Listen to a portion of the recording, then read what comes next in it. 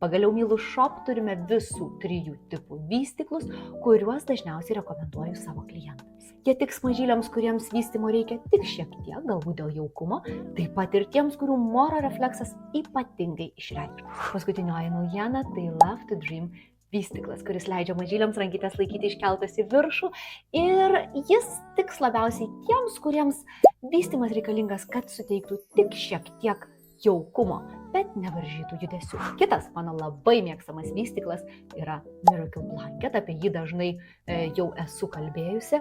Ir šis vystyklas yra kūdikiams, kurių moro refleksas itin išreikštas, kurių rankytės juda intensyviai ir dažnai juos pažadina. Na, o toks viduriukas, vystyklas, kuris ir prilaiko judesius, bet ne ypatingai stipriai, tai yra Purflo vystyklas miegmaišiukas. Jo ypatumas yra toks, kad jeigu mes norime kartais rankytės suvystyti, na, o kartais palikti jas laisvas, šis vystyklas būtent ir leidžia tai padaryti.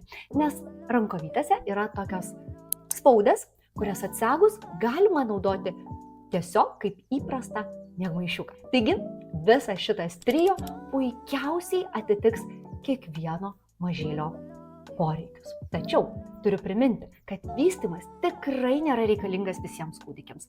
Ir tikrai nebūtina pirkti vystyklo dar iki kūdikio gimimo. Verčiau susipažinkite su savo mažyliu. Pasižiūrėkite, kiek išreikštas moro refleksas, ar jis trukdo miegoti ir tada pasirinkite patį tinkamiausią vystyklą iš Mylu Shop.